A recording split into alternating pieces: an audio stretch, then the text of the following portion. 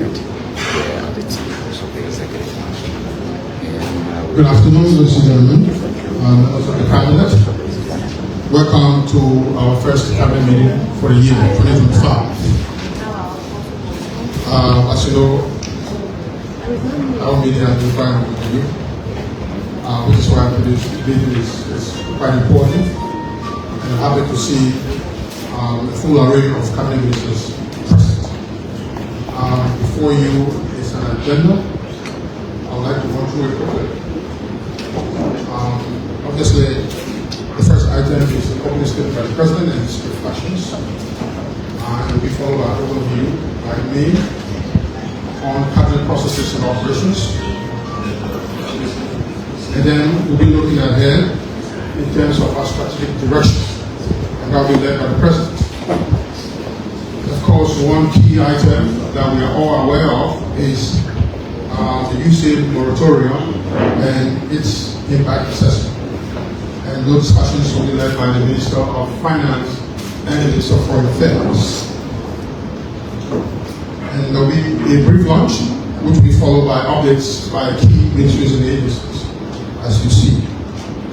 And then there is an item on the executive agenda, procedures for executive orders, that will be done by the legal advisor. And then, of course, other business. And then closing. For this cabinet meeting, the press will be here for the brief opening, and then they will leave the rest of us to continue with the business of cabinet. Mr. President, welcome, sir.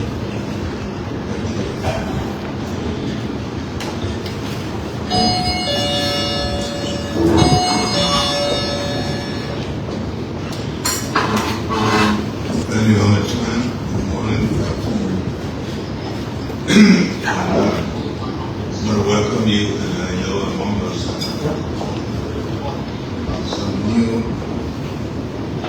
persons who just come for the first time. I want to call this the meeting to order. And he asked for opening prayer by the chaplain.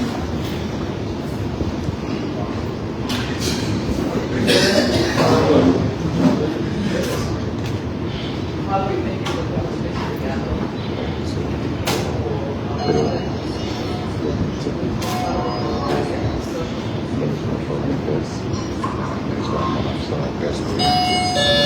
Thank you very much for the prayer. As I said, welcome. And I'll be the first to say that it's been a very difficult takeover in this country. Most of the people don't understand it. I don't think we can make them understand it immediately. But if all of you who took over, that was the reason we said that you should document how you met your officers. But that just the thing that you will see. The others that you will see the kind of laws that establish the roadblocks that make things difficult for us to operate. And we have to every now and then go to the Supreme Court to read that, but I don't think anybody had expected anything different. But we are very grateful for the performance level so far in the ministries. I've been able to work under the most difficult conditions to try to get things done. It is not easy for you to take over when people put everything in structure for you so that you can you don't move fast. You go to the Supreme Court, you go to this place and that place. But I want to thank all the cabinet ministers so far for the level of performance. We came with a commitment to give this country an opportunity to move. And we are determined to do that. And I want to encourage everybody to be very determined. Otherwise, Liberia will be in a very difficult position. I want to thank in particular the Public Works Minister and good food. I think after talking, we all seem to be on the same page.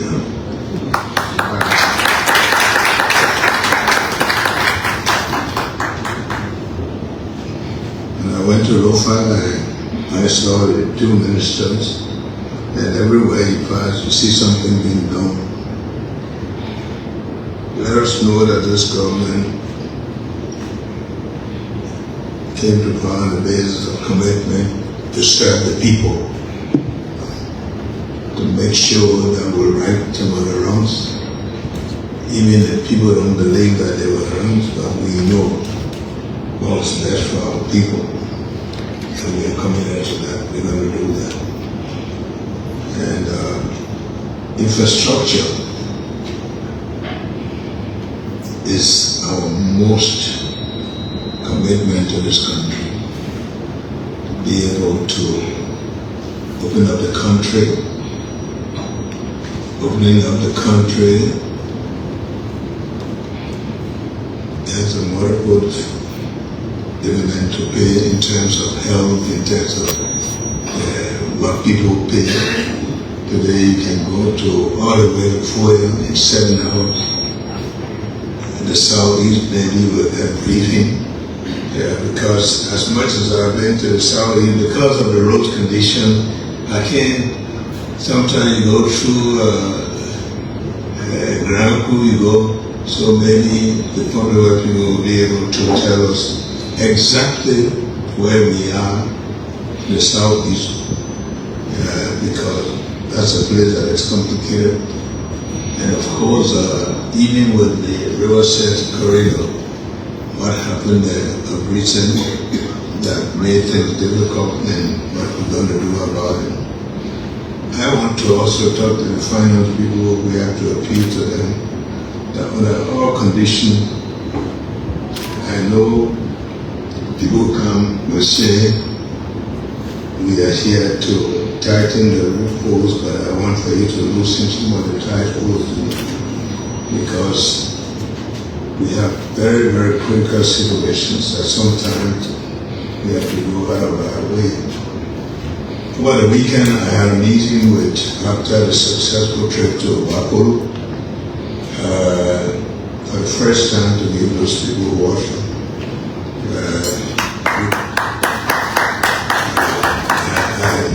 It was, Boakai is a very beautiful city. I mean, the road to go there, not probably the bridges, but it was a very good trip. And we visited the Emory Hospital. The doctors that are here on a visit, they all were there in the surgery room, doing their work. And it was very, very encouraging. And but also, we had a Zoom meeting for the first time with the AIDS Commission, HIV/AIDS Commission, and some of those issues that we'll talk with the Minister of Finance. I'm told that we have about 34,000 people here with HIV/AIDS. And the budget is submitted 500,000.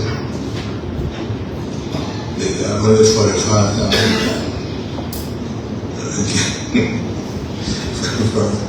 98%. And so they have a full report on that. So these are some of the critical issues.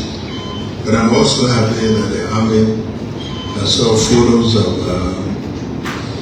the equipment that they went for Cameroon. They're very impressive. And I thank the finance ministry for cooperating with them. But there are quite a number of issues that we just want to emphasize here that we are committed to making sure the resources of this country will go towards taking the lives of the smallest people. I'm very happy with the budget that was prepared to focus on that. I know we have challenges of some kind, but we will deal with them.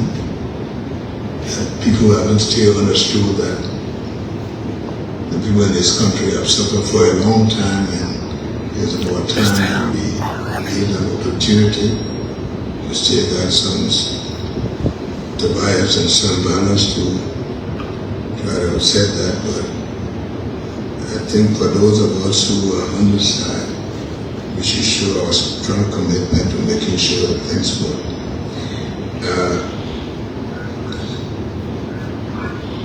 The government is committed to that we work within its institutions. So when we say we go to the IMCC, I don't see the need why you take it from the IMCC and come to me again, because I don't think you want me to say anything other than what had already been recommended. So we want to make sure that we work as a government, and what we say is our work together. And that's why even in the offices, we are trying to make sure that people are professional. I know a lot of leakages from offices, people who are still have split commitments, but these are issues that we have to deal with. We want people who come to this government and show that they are committed to what we do. We're not doing anything in secret, but we want to make sure that we respect the rule of law, but at the same time, institutional confidentiality should be recognized. A lot of people come, if you want to be an agent elsewhere, you can easily leave and go do something else. But if you're working with finance, within the rules of finance, wherever you work, you have to commit yourself to working for those institutions. If there is a channel through which moves tests out, it should be that channel. And that's why the last time we went to NEC, we were telling them there should be a code of conduct within institutions. Nobody just get up, defends and say something without going through. I think I believe in that. But at least something right or wrong, we should have a voice that represents the institution, a voice that will be credible. But also, that's why we try to encourage the establishment of this national video that will include the people and make sure that the LBS will go everywhere, where people will be able to hear from us. There will be programs that will speak to the people and give them a chance to react.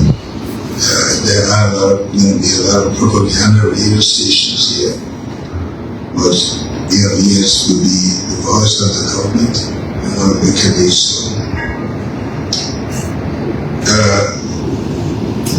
There are a lot of things that come to us on a daily basis that are happening that we may have to deal with the respective institutions with respect to a lot of leakages, especially in our mineral resources. A lot of minerals are getting out of this country unofficially to the airports, a lot of gold and other things.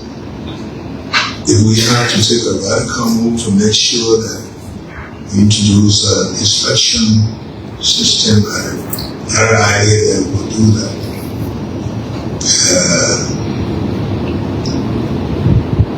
The minerals how long we depend on to develop this country.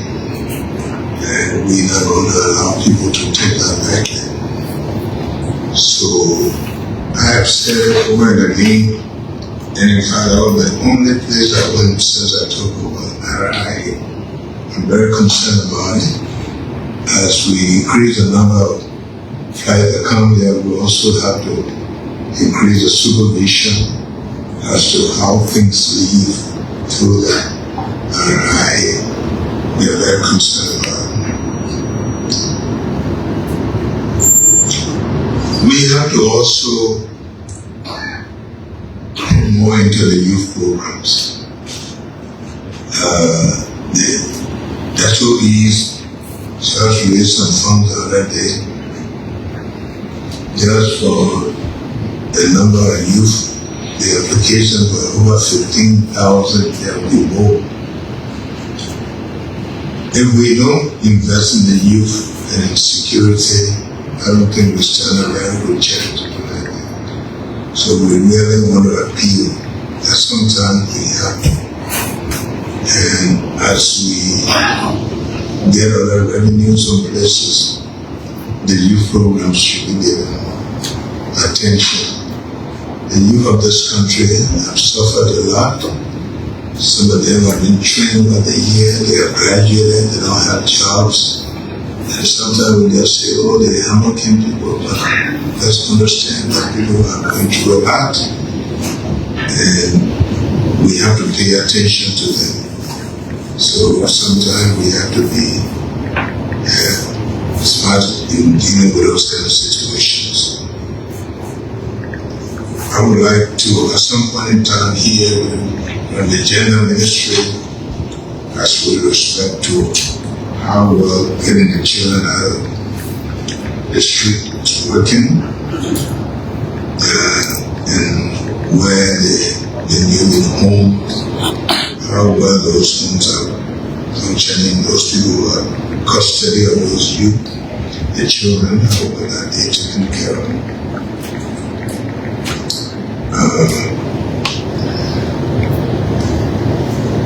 I myself believe a lot of a good political system.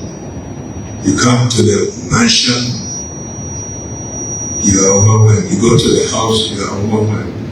You even go to go somewhere where you can take the job the Friday, you get there. By the time you look, everybody's there. It's a very difficult thing.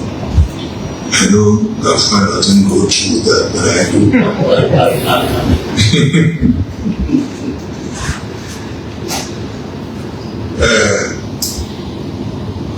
I would like to see that, I don't know, the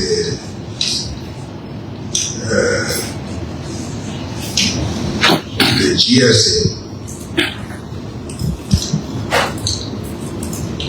I told the GSA the last time that that building that we need to keep it clean. And people gave me a good building that keep it clean, and the least we can do is to paint that building. But besides painting the building, even the front of that whole place there, someday we need to put some concrete and make it look decent.